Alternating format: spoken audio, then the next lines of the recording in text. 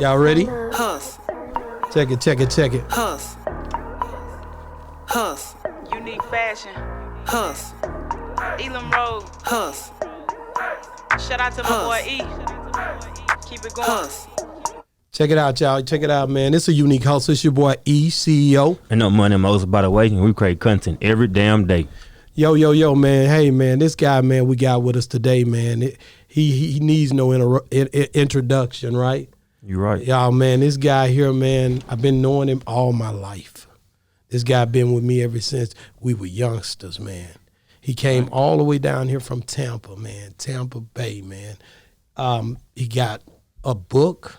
He's done a lot of things since he left me, though. I think this guy he blew up on me. I don't know how we wasn't doing this when we were young, but anyway, Mr. Harton is in the building. James Harton, man. Give it up for James E. Harton. Yeah. So what's up, man? Just quickly though, give us a quick introduction on who you are, man. Don't tell none of my secrets. Oh, what secret, man? I ain't tell it on myself, bro. Yeah. This is my family, man. We go back, Our names is the same. That's right. And people don't know that. Real talk. And I punished my son by naming him that too. Yeah? Yeah. I had to give it to him. Because that name right there hold weight, because nobody ever forgets you. I know. So what's up? Who is this besides? This is Bambi? Yes, sir. Yo. So Bambi helping us, man. She helping us to co-host the show today because I was like, man, it'll be good to have somebody beautiful in the house, man. Bambi's looking lovely. Thank you. Yo, man. So we're going to get into a lot of things, man. Money Moses, man. What's up? When I first talked to you about bringing James on, we knew that we were going to have a lot of questions for him. Definitely he got a book and transitioning, I believe, into a movie. But let's get into it, man. What's the name of the book, man? Tell the people, because everybody don't know. What if? A Walk Through Time, baby. A Walk Through Time. Yeah. So just tell us a little bit about what the book is about. Well, the book is basically going to be about, reversing the roles of slavery. Most of the time when people think about slavery, they always think about the African-American man. Well, my concept is, what if the roles were reversed? And that's what it's about. Wow. So, and I was thinking about it earlier. What made you just, I know you something had to give you something to make you come up with that whole concept. Well, my good friend of mine's named LJ, we were seeing a bunch of little social injustices going on, and he was like, man, somebody should write a book about that. And I said, yeah, somebody should write a book. Then he said, well, you going to write a book. And I said, fine, I'll write a book.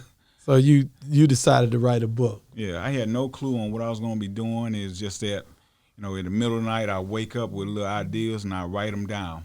Okay. And, it'd be like 1 or 2 o'clock in the morning. I got to be at work at 5, and I'm writing these little notes down, and it just came through like that. So how long did it take you? It took me about 6 months of doing that. 6 months? Yeah. Bambi, you got any questions for Mr. Harton? I think that's pretty fast to write a book, but I guess you just inspiration struck. Yeah. Wow. Yeah. That's the cold part about it is I don't know. Like I've said to many people, I'm going to write a book. I got a name and everything, and I'm like, I'm going to bust them. They're going to see me. They're going to feel me on this one. But then I can't go no further because I really don't know how to write a book. Don't say. Yeah. Yeah. Well, you feel. Yeah, I feel you on that. Like, that's what people do. We'll procrastinate in a minute, and we'll be like, I came up with a few books, a few songs, a few books. Yeah. I was going to rap, what I'm saying? I got a lot of stuff I was going to do, but as far as it go. So the reason I say that is because I know a lot of people want to know how to start writing a book.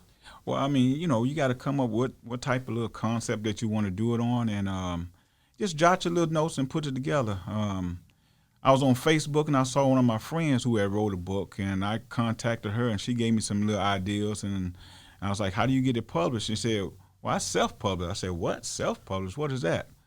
So she pointed me in the right direction. I did a little bit more research, and a lot of people don't know about this website called Create Space. Okay. And you can go on there and you can create your own book and self-publish it. Okay. And that's how you avoid worry about going to these big publishing companies and them taking cuts out of your money. Okay, yeah, because self-publishing, I like I said, it sounds good because I'm on this whole new thing about being independent and not for signing a 360 deal in the rap game. So self-publishing, that sounds good. That sounds like I could work with that. You know?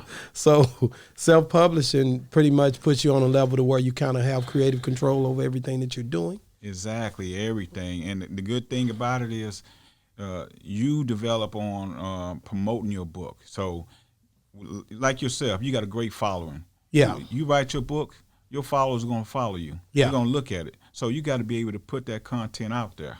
Yeah, yeah. So where will and this is jumping off subject a little bit, but where will we go to find the book? Like say if Bambi wanted to go buy the book today. Well, if she go on Google, just Google "What If" or "Walk Through Time." It'll pop up on Amazon, and you can order the book. The book is a print to order, so that's the good thing. You ain't got to worry about the overhead cost.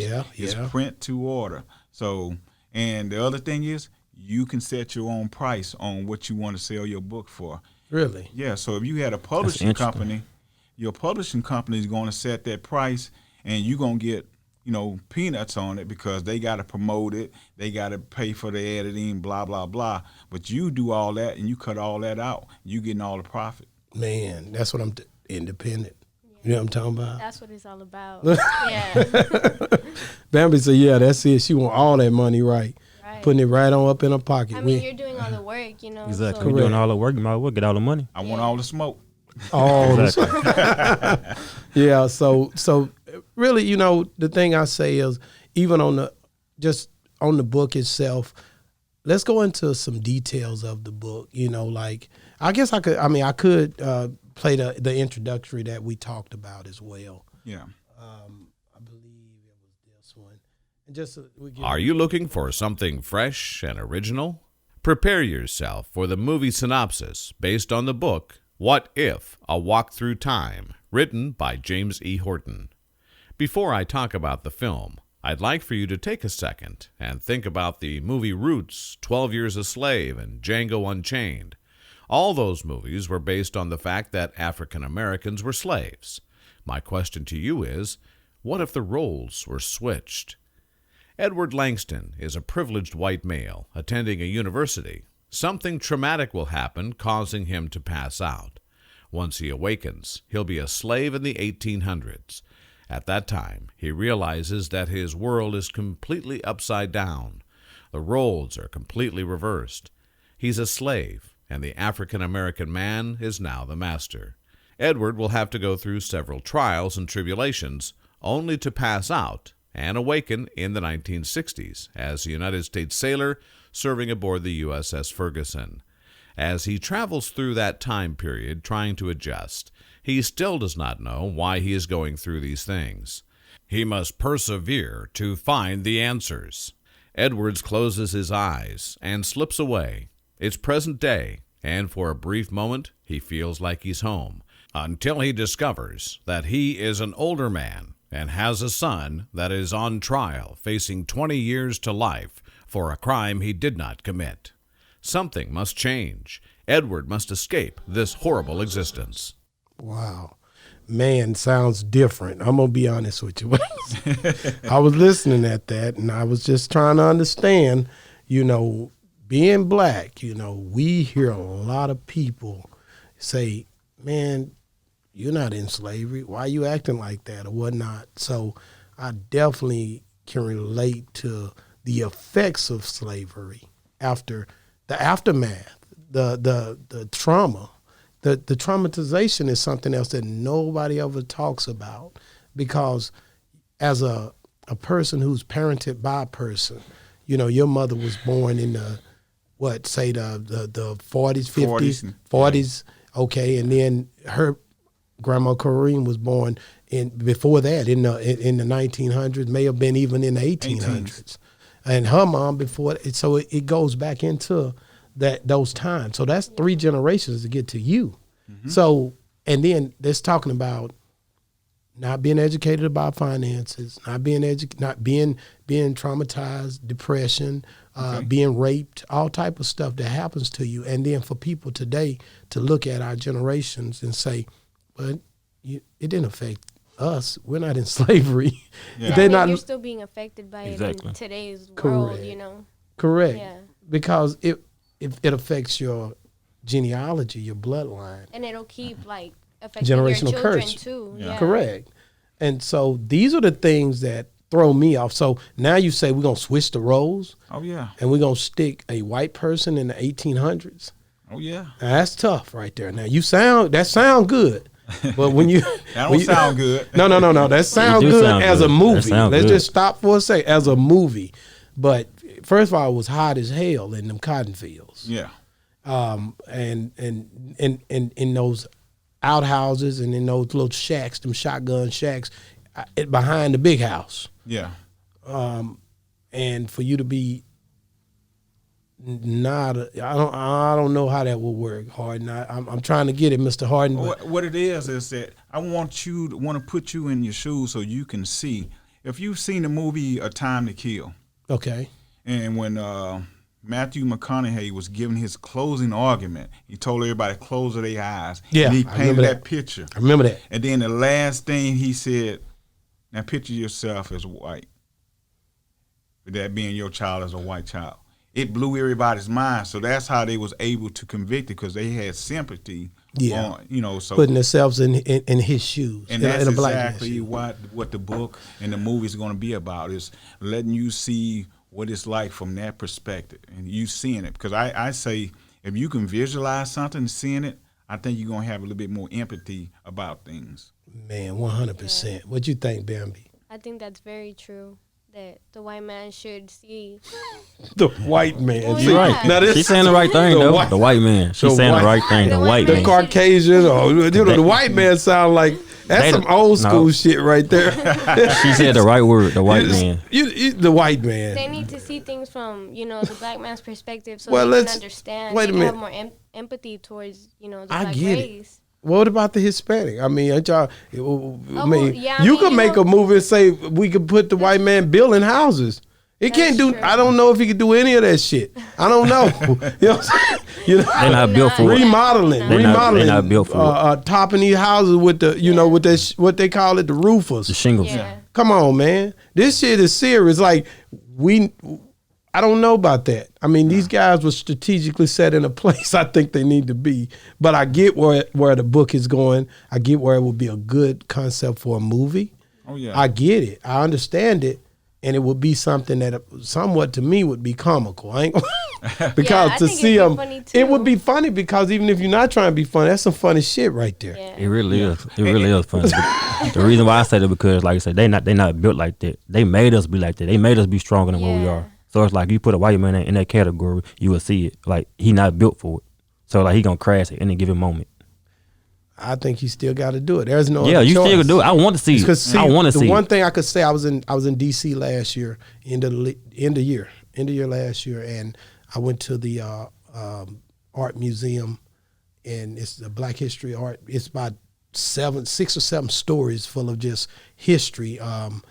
They built this place up, man, and it's got the ships in there. It shows you how the slaves were tied together, Correct. how they was planking. It also showed you the bags that they had to pull. These bags go, they run from here all the way to the front door. Look like they had to put this cotton in these bags. They was long. Then they showed you the slave train, not the ship. They had a train as well. They had a lot of stuff that they geared up for when it came to slavery, because that's how they built America. That's Right. that's the reason why I said they made them stronger, because of the shit they was doing. It's like they made them pull more than what they could, so that they had to get used to But it. to my point, a lot of them, when you looked, millions of people were dying on those ships just being transferred over to yeah. America. Being sick. I mean, getting sick or just dying because they couldn't, starvation, Right. all type of stuff. And so if you did that to another culture, any culture, somebody would have made it through. No, they're saying we cruel. If Did we you hear had what I any just other said? culture, they'd be like, I we're think they cruel. could have made it through. I'm not going to Yeah. say they couldn't have done it. If you make it over here, shit. If you make it, first you got to make it, because a lot of people didn't make it. Yeah. Yeah. Millions of people died. When you look on that thing, it say 1 million people died. 50,000 people died on this transport.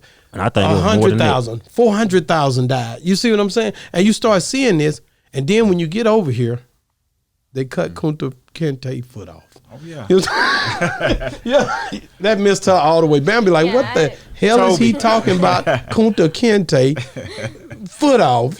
But there's a movie, Bambi. Roots. It's called Roots. Okay. And it talks about roots, the generations of them coming over from slavery. Alex Haley wrote it. It's a book out as well.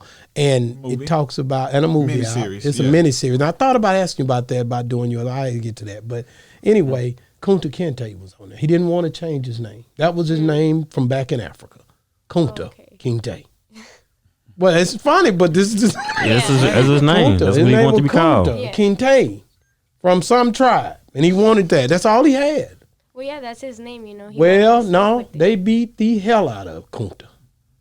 They beat him until he was scarred on his back, until he didn't have nothing, and he still would not submit until they cut his foot off. No way. Yeah, she said, shit. Did he change his name then? Yeah, he said Toby at that point. He had to try to run away too many times. That's why they cut his leg. They cut his leg off. They whooped him till he said Toby. They cut his foot off and kept running.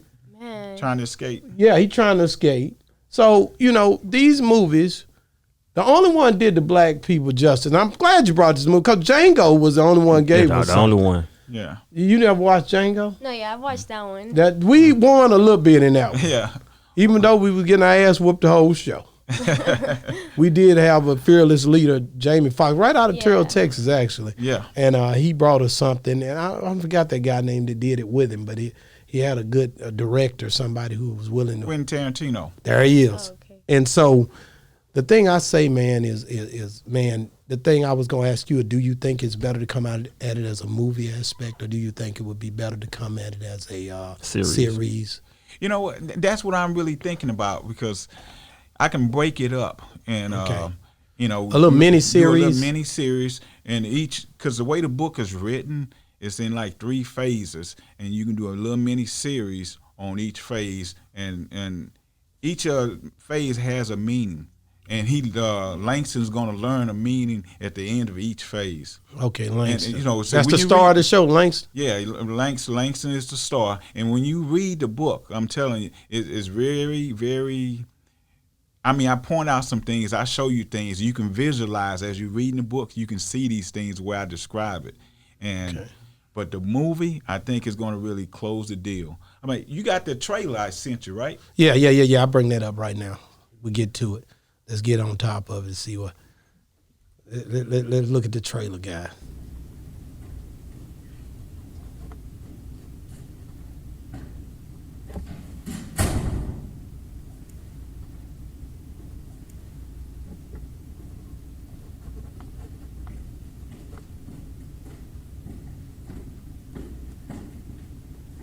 Edward? You wanted to see me, Professor Francis? Yes, thank you for coming to see me.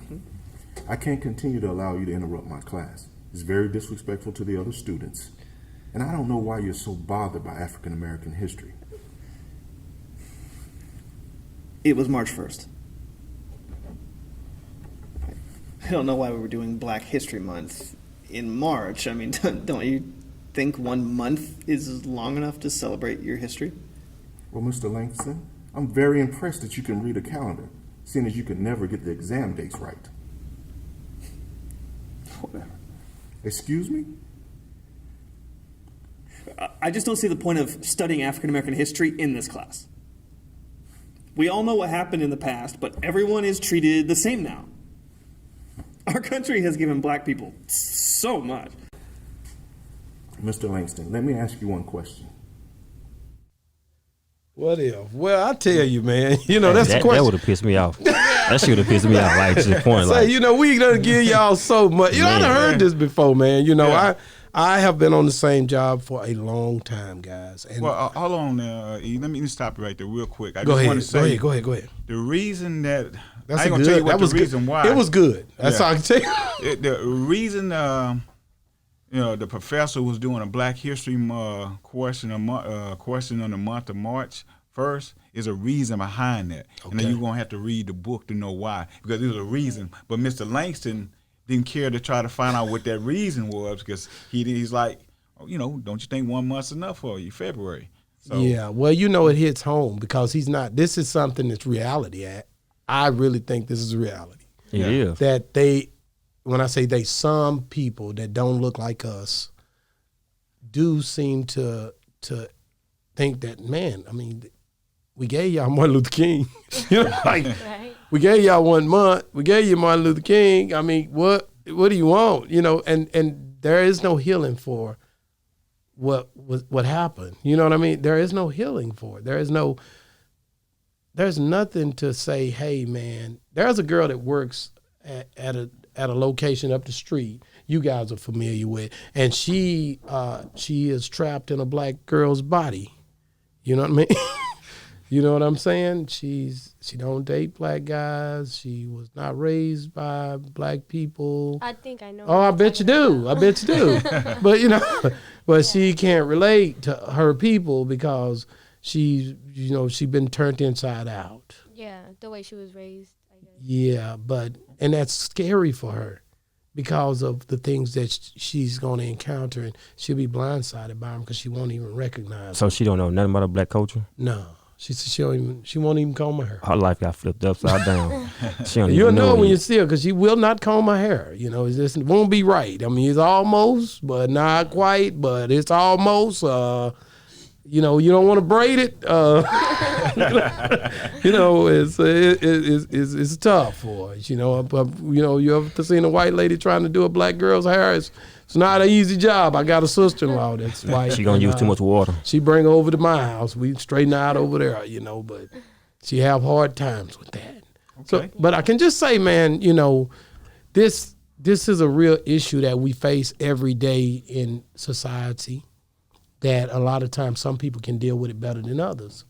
I've dealt with it for years, and I've opened the door for a lot of people to come in and do things. Every store that I've owned, I try to transcend culture.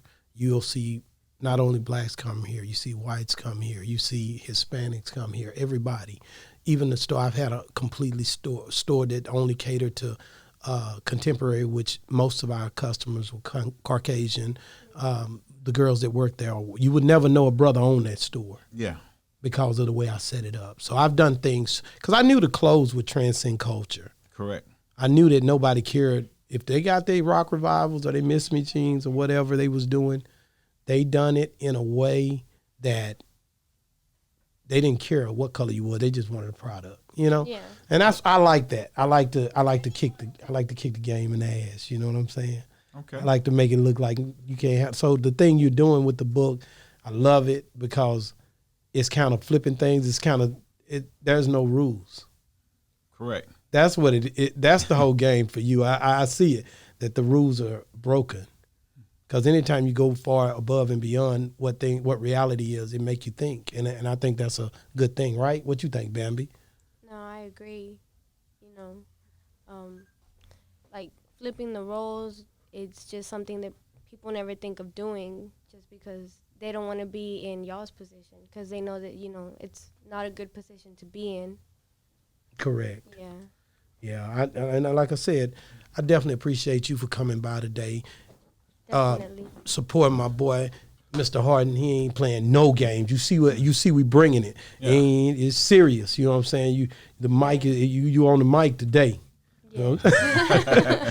so Hey, I do got a question. go ahead, about because we this. got to get we ain't done with it. We got. I know. I understand. I'm watching the I time. was like, We ain't done with it. what type of effects did it have on you when you wrote the book? Like, did it have good effects or bad effects, or how was the That's a outcome good on it? question. I mean, it had a good effect. I got a lot of positive feedback. It was this white pastor, and I was, just out promoting my book, and I showed him. He's like, man, I like that. He said, how many books you got left? I said, I got 30. He said, I want them all right now. I'm going to take this to my congregation and share this with them. Man. And I got some good feedback from his congregation. He was like, they really like the concept. He's like, they never thought about it. It made them really think. It make you think. And then he was the one that inspired me to write to make the movie. He was like, this should be a movie. And I was like, a movie? So once again, I get online, contact a friend and say, hey, how do I write a script? And she gave me an example how to write a script, and I wrote the script for the movie. Man, that's crazy. I think it should be both of them, a movie and a miniseries? series. Yeah, because in the series you can add different type of stuff that you forgot out the book. Yeah. Yeah, it could be more detailed. Yeah. You can extend it. I agree with you. That's what I'm saying. Hey, listen, man, Bambi, I want you to take this fantastic voyage with us. We're going to be using the hell out you. You know what I'm saying? We're going to make this thing come to a fruition. The team is going to be strong because I'm going to help you with that book. I'm going to help you with that series. I can promise you that. Or the movie. I mean, hey, I love to see things come. You know, I told you I'm a quick thinker. I just always trying to make something happen. I don't I'm like you, no holds barred. I see how you do it. What you call self-publishing. I ain't forgot. Yeah. I'm on mine, baby. I'm going to have a book before next week. You I'm going to have it tonight. I don't even read books. Self-publishing, I'm in the right mind. Yeah. You know, I need to write one about fashion. That's one. I need to write one about electronics. I got a lot of stuff. And you got a lot of umbrellas. Let's get back to you. So through it all. Okay. Through it all. You tell us about the book, and I get it, but to be, you a military guy, ex-military guy, so you retired. Yes. 26 years in the military. When the hell did you find time to write a book, man? Man, you find time, man. Hey, well, you find time to hustle. Man, it's a lifestyle. Exactly. So you just like, I got to get this book wrote. I don't care what it takes. Exactly. That's it. I'm waking up at 2 or 3 o'clock in the morning. If I'm dreaming about it, that's every day. And I just go and write my notes and put it together. Wow. You got to want it. Let me go way back. Okay. I want to go back to when you was 18 and you was like, man, you know, we were young. Yeah. You know me, I ain't going to even say what I was doing. I was not right. But we know what you were doing. But you was right. You was right. You was a good guy. Your mom, like I said, I know the whole game with you. You know, she loved you so much. His mom is my aunt, so she loved you so much. She put you in a position to win, really, in my heart, because she just loved you so hard. I seen it early on. Not saying she don't love me, okay? Not saying she ain't love Fat James, you know. Not saying that. She got a twin brother. Okay. Yeah. Not saying she didn't love us. I mean, but I kind of felt some type of way. You know, I knew. Yeah. You know, I say, this guy here, why he get 2 bowls of cereal? You know, like why is she holding the box his side a little more? Yeah, why we got to go with him? Because he driving the car, you know?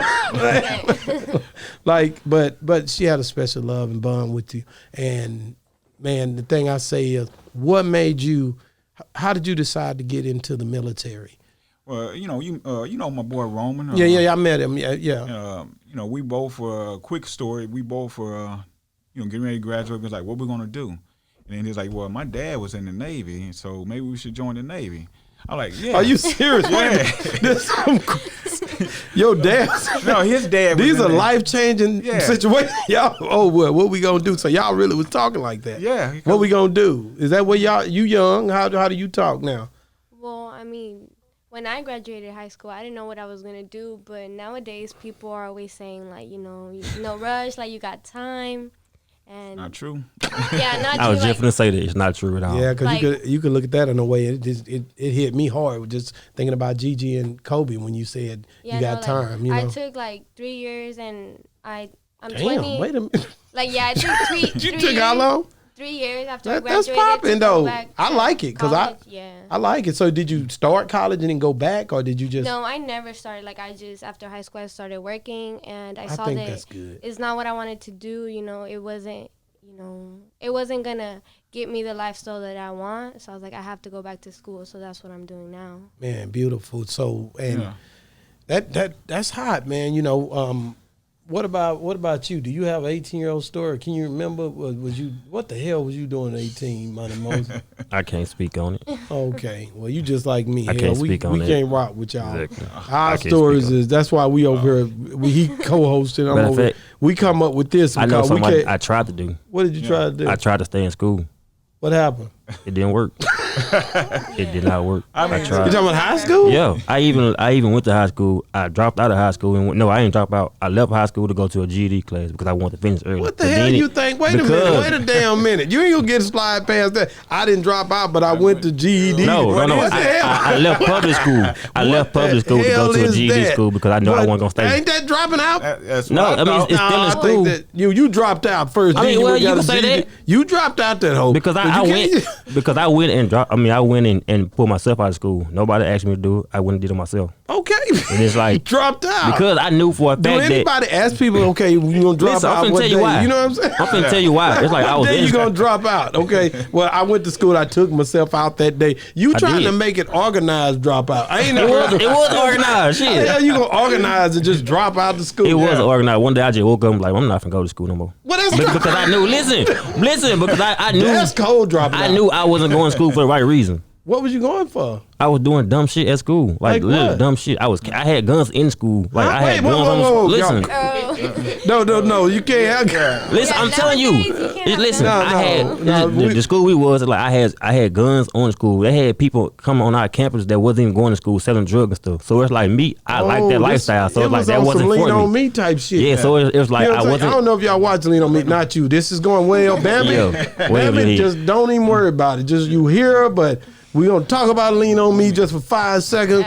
This was some Lean on Me. You had to Yeah. take a gun to keep yourself safe It's in like school. it's like when I first started going to school. When I first got there, it's like everybody that I seen is like they was more like hood. It's like I was in the hood, but it's like I didn't see that till I got to high school. And like when I got to high school, it's like damn. It's like I was nervous.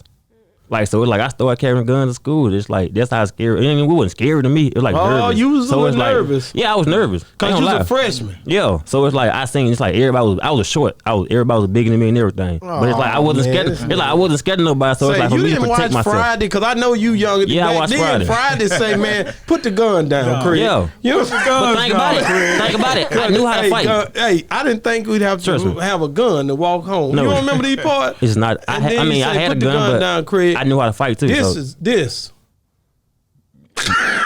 Listen, I had deadly hands at that time, so people didn't want to fight.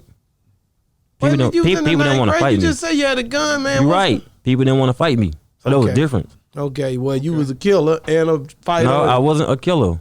But they pushed you. Ain't nobody pushing me to do nothing. You trying to get it to come out of me. I'm not telling you that. But no, I didn't kill nobody. Okay. Allegedly. But no, let's get back to this book, man, and this lifestyle. Okay, so 18, you talked to Roman, and y'all decided to go because his daddy was in the Navy. Yeah. That's a good thing. And he went too, but he didn't go when you went. Yeah, we were supposed to be on the buddy system. But you say he was doing what? Well, as I was waiting at the MEPS for Roman to come up there, the recruiter go, well, we can't wait any longer, so we got to go down. Okay. As we're driving to go to the other MEPS, we see Roman going into the hotel with his girlfriend. Oh, this nigga tricking. And I was like, whoa. But, he eventually came on in, but, I'm glad I went in. It's been great for me. Well, man, I can tell you right now, when you got in there, did you have a first sergeant? Were you in the dental or something? I don't know. Navy, I don't yeah, the Navy. no dental. Yeah. It was something going on with dental with you. I didn't know the whole story. I didn't care, really. I'm going to be honest. I was young at the time. Ain't Dart, she bragging. You probably over daddy's house. He in the dental. Well, I'm in the dope. You know what I'm saying? What was you doing with the dental thing? I never knew. I'd love to hear the story. I worked started off as a dental assistant. Then I moved on to making the prosthetic teeth. Okay. I also did some cleaning of teeth. Okay. And then I started managing and running medical and dental clinics. So by the time I left. You was trying to talk about me earlier being bossy, but you was just as bossy as I was at an early age. I think we both got a lot of that going on. Man. So the Army was easy for you because I know you. Well, if I'd have went to the Army, it would Not the have been Army, easy. Navy. I'm sorry. I don't want to disrespect it. I know you see how quick you got me? Yep. They don't play about that. I want to apologize. Navy. Going to the Navy, it was easy on you. Because as far as taking and giving instruction, damn sure was good, easy for you. because you used to run me and Fat around. You know what I'm saying? You had your way of getting it across. It wasn't you did it in a strategic way. It didn't seem like we was even being guided. You know what I mean? Yeah. But you had your way of coming across. So I think the guiding part would be easy for you. Now the taking instruction part, did you have somebody that was over you that you could not stand that made you better, or what? It's been several people, but what you got to do is you have to learn to adjust to everybody's leadership, because you're not going to like everybody. Okay. And so the thing about the Navy is, sooner or later somebody's going to leave, whether it be you or that boss. You're going to rotate to a new duty station or a new command. I'm listening. And that's what happened. When I didn't like the person, I just wait them out, or I'll transfer. So it was a lot of them. Yeah. It was several. But I won't say, but it's one that come to mind. Don't say his name or nothing. You can say his name. No, but it's one that come to mind though that you like. Man, I'm glad I got away from that one. But I forgive him because he had a job to do. But I know he was the worst one. Oh yeah, it was one. But I can't really talk about that one because it's some sensitive information. But it made you better, right? Oh yeah, it made me a lot stronger. And that's the whole thing. I think that's where people get it twisted, because it does make you better. What don't kill you make you stronger. Yeah. Right? True. So I think that's something that we need to really, really, really take from every situation, is that it makes you stronger. Well, what I've learned is that you're going to have bosses, and those bosses are going to give you teachable moments. What I mean by that is, you take the bad things from that boss, and you say, I'm not going to treat my other personnel that way. Good. That'll make you a better person. And the good things, you take the good things from them. So, that's what you got to do. Like a boss, talk like a boss. You need fashion, I don't care what it costs. This ain't the